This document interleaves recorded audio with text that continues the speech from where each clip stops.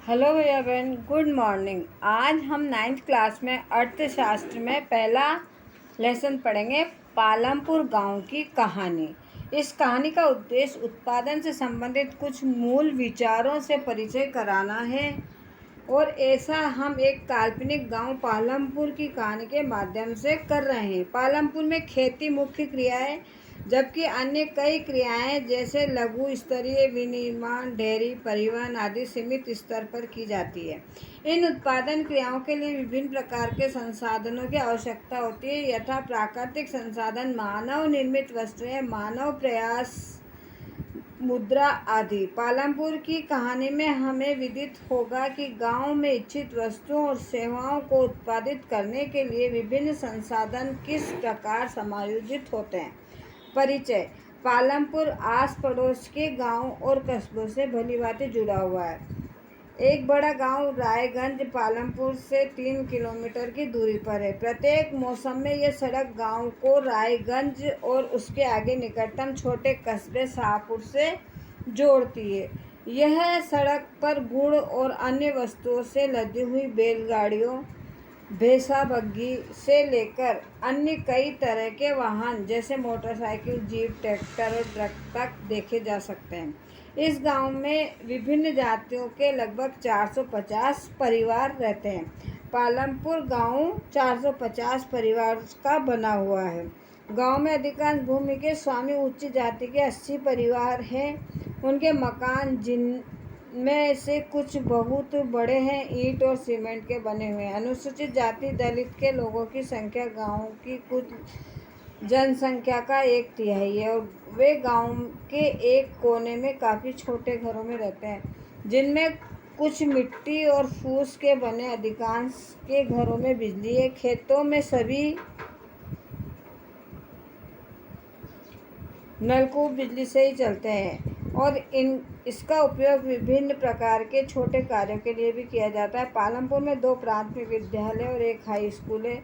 गांव में एक राजकीय प्राथमिक स्वास्थ्य केंद्र और एक निजी औषधालय भी है, जहां रोगियों का उपचार किया जाता है। एक काल्पनिक गांव पालमपुर की कहानी हमें किसी भी गांव में विभिन्न प्रकार के उत्पादन संबंधी गतिविधियों के बारे में बताएगी। भारत के गांव में खेती उत्पादन की प्रमुख गतिविधि है। भारत के गांव में सबसे प्रमुख गतिविधि क्या है? खेती। अन्य उत्पादन गतिविधियों में जिन्हें गैर कृषि क्रियाएं कहा गया है, लघु विनिर्माण, परिवहन, दुकानदारी आदि शामिल है। हम उत्पादन के बारे में कुछ सामान्य बातें जानने के बाद इन दोनों प्रकार की क्रियाओं पर विचार करेंगे। उत्पादन का संगठन। उत्पादन का उद्देश्य ऐसी वस्तुओं और सेवाएं उत्पादित करता है जिनकी हमें आवश्यकता है। वस्तुओं और सेवाओं के उत्पादन के लिए 4 चीज़ें आवश्यक है। पहली आवश्यकता है भूमि तथा अन्य प्राकृतिक संसाधन जैसे जल, वन, खनिज। दूसरी आवश्यकता है श्रम, अर्थात जो लोग काम करेंगे। कुछ उत्पादन क्रियाओं में जरूरी कार्यों को करने के लिए बहुत ज़्यादा पढ़े लिखे कर्मियों की जरूरत होती है। दूसरी क्रियाओं के लिए शारीरिक कार्य करने वाले श्रमिकों की जरूरत होती है। प्रत्येक श्रमिक उत्पादन के लिए आवश्यक श्रम प्रदान करता है। तीसरी आवश्यकता भौतिक पूंजी, अर्थात उत्पादन के प्रत्येक स्तर पर अपेक्षित कई तरह के आगत। क्या आप जानते हैं कि भौतिक पूंजी के अंतर्गत कौन कौन सी मदें आती हैं? औजार, मशीन, भवन। औजारों तथा मशीनों में अत्यंत साधारण औजार जैसे किसान का हल से लेकर परिष्कृत मशीनें जैसे जनरेटर, टरबाइन, कंप्यूटर आदि आते हैं। औजार, मशीनों और भवनों का उत्पादन में कई वर्षों तक प्रयोग होता है, इन्हें स्थायी पूंजी कहा जाता है। कच्चा माल, नगद मुद्रा। उत्पादन में कई प्रकार के कच्चे माल की आवश्यकता होती है, जैसे बुनकर द्वारा प्रयोग किया जाने वाला सूत, कुम्हारों द्वारा प्रयोग में लाई जाने वाली मिट्टी। उत्पादन के दौरान भुगतान करने तथा जरूरी माल खरीदने के लिए कुछ पैसों की भी आवश्यकता होती है। कच्चा माल तथा नगद पैसों को कार्यशील पूंजी कहते हैं। औजारों, मशीनों तथा भवनों से भिन्न ये चीज़ें उत्पादन क्रिया के दौरान समाप्त हो जाती है। एक चौथी आवश्यकता भी होती है, आपको स्वयं उपभोग हेतु या बाजार में बिक्री हेतु उत्पादन करने के लिए भूमि, श्रम और भौतिक पूंजी को एक साथ करने योग्य बनाने के लिए ज्ञान और उद्यम की आवश्यकता पड़ती है। आजकल इसे मानव पूंजी कहते हैं। मानव पूंजी के विषय में और अधिक अध्ययन हम अगले अध्याय में करेंगे। उत्पादन भूमि, श्रम और पूंजी को संयोजित करके संगठित होता है।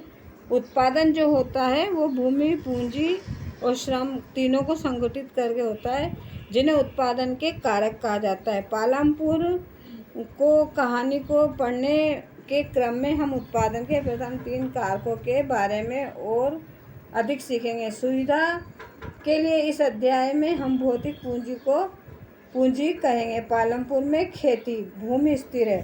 पालमपुर में खेती उत्पादन की प्रमुख क्रिया है।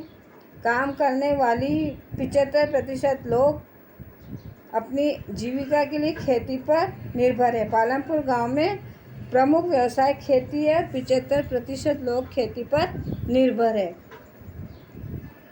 वे किसान अथवा कृषि श्रमिक होते हैं। इन लोगों का हित खेतों में उत्पादन से जुड़ा हुआ है, लेकिन याद रखिए कृषि उत्पादन में एक मूलभूत कठिनाई है। खेती में प्रयुक्त भूमि क्षेत्र वस्तु स्थिर होता है। पालमपुर में वर्ष 1960 में आज तक जुताई के अंतर्गत भूमि क्षेत्र में कोई विस्तार नहीं हुआ। उस समय तक गांवों की कुछ बंजर भूमि को कृषि योग्य भूमि में बदल दिया गया था। नई भूमि को खेती योग्य बनाकर कृषि उत्पादन को और बढ़ाने की कोई गुंजाइश नहीं है। सिंचाई की क्या उसी भूमि से अधिक पैदावार करने का कोई तरीका है? यहाँ जिस प्रकार की फसल पैदा की जाती है और जैसी सुविधाएं उपलब्ध है, उन्हें देखते हुए पालमपुर उत्तर प्रदेश के पश्चिमी भाग के गांव की तरह लगता है। पालमपुर में समस्त भूमि पर खेती की जाती है, कोई भूमि बेकार नहीं छोड़ी जाती। बरसात के मौसम में खरीफ में किसान ज्वार और बाजरा उगाते हैं।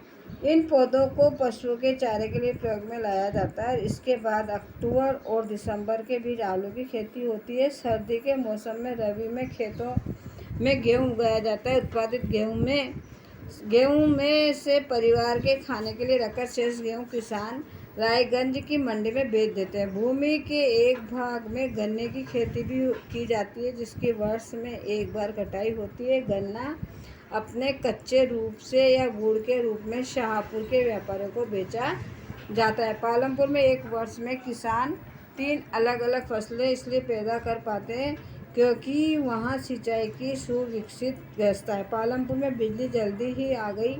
उसका मुख्य प्रभाव ये पड़ा कि सिंचाई की पद्धति ही बदल गई। तब तक किसान कुओं में रहर द्वारा पानी निकालकर छोटे छोटे खेतों की सिंचाई किया करते थे।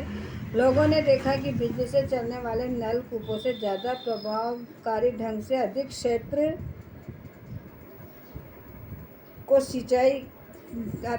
की सिंचाई की जा सकती थी। प्रारंभ में कुछ नलकूप सरकार द्वारा लगाए गए, पर जल्दी ही किसानों ने अपने निजी नलकूप लगाना प्रारंभ कर दिया। परिणाम स्वरूप 1970 के दशक के मध्य तक 200 हेक्टेयर के पूरे जुते हुए क्षेत्र की सिंचाई होने लगी।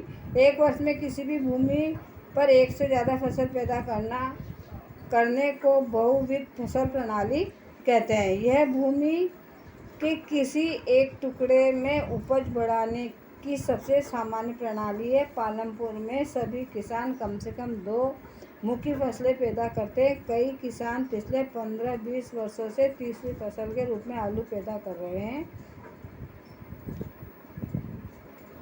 अब इसके आगे का हम अगली वीडियो में पढ़ेंगे।